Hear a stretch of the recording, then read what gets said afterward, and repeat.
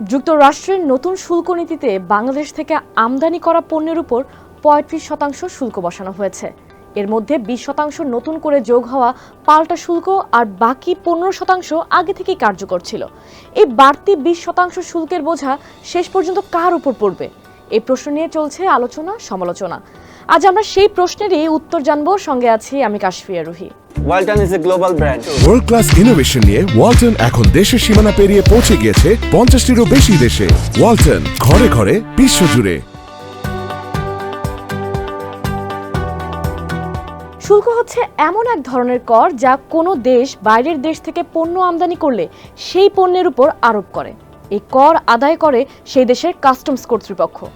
যেমন এখন যুক্তরাষ্ট্রে বাংলাদেশ থেকে পোশাক বা অন্য পণ্য আমদানি করলে সেই পণ্যের উপর মোট ৩৫% শুল্ক বসবে। এই শুল্ক সরকার দেয় না, বরং দিতে হয় আমদানিকারককে। অর্থাৎ যে প্রতিষ্ঠান বাংলাদেশ থেকে পণ্য কিনে যুক্তরাষ্ট্রে নিয়ে যাচ্ছে সেই প্রতিষ্ঠান এই শুল্ক পরিশোধ করবে। তবে বাস্তবতা হচ্ছে এই শুল্কের টাকা তারা নিজের পকেট থেকে দেয় না, তারা সেটা পণ্যের দামে যোগ করে দেয়। ফলে মার্কিন বাজারে বাংলাদেশের পণ্যের দাম বেড়ে যায়, আর সেই দাম দিতে হয় সাধারণ মার্কিন ভোক্তাকে।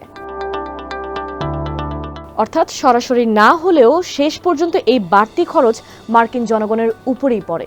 যেমন যদি আগে $10 একটি পোশাক পাওয়া যেত, এখন সেটির দাম হবে $12 থেকে $13। শুল্কের কারণে পণ্যের দাম বেড়ে যাওয়ায় বিক্রি কমে যেতে পারে। যুক্তরাষ্ট্র বাংলাদেশের সবচেয়ে বড় রপ্তানি বাজার, সেখানে যদি বিক্রি কমে যায় তাহলে ক্ষতিগ্রস্ত হবেন রপ্তানিকারকরা। তবে বাংলাদেশের পোশাক খাত আগের অনেক বৈশ্বিক সংকটেও টিকে থেকেছে। বিজিএমইএ সভাপতি মাহমুদ হাসান খান বলেছেন, বাড়তি শুল্ক আমদানিকারক ও ক্রেতা প্রতিষ্ঠানকেই দিতে হবে। তবে কিছু কোম্পানি আবার এই খরচের কিছু অংশ আমাদের উপর চাপিয়ে দিতে পারে। তিনি আরো বলেন, বাড়তি শুল্কের কারণে মার্কিন আমদানিকারকের খরচ বাড়বে। যদি তারা অর্থায়ন নিশ্চিত করতে না পারে তাহলে নতুন অর্ডার কমে যেতে পারে। আবার পণ্যের দাম বাড়লে মার্কিন ক্রেতারাও কিনতে অনীহা দেখাতে পারে। এই বাড়তি শুল্কে সবচেয়ে বেশি চাপ পড়বে মার্কিন আমদানিকারক ও সাধারণ ক্রেতাদের উপর। তবে এর প্রভাব বাংলাদেশের রপ্তানিতেও পড়বে। অর্ডার কমে যাওয়া, প্রতিযোগিতায় পিছিয়ে পড়া এবং অনিশ্চয়তা, এর সবই হতে পারে।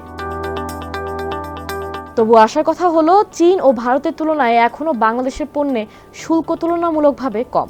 এটি কিছুটা হলেও প্রতিযোগিতার ভারসাম্য এনে দেবে। সবশেষে বলা যায়, শুল্ক কারোর জন্যই ভালো খবর নয়। তবে এই পরিস্থিতিতে টিকে থাকতে হলে বাংলাদেশি রপ্তানিকারকদের পণ্যের মান, সরবরাহের সময় এবং বাজারের কৌশল আরও বেশি নজর দিতে হবে। তাহলে মার্কিন বাজারে জায়গা ধরে রাখা সম্ভব হবে, যেখানে এখনো রয়েছে বিশাল সম্ভাবনা।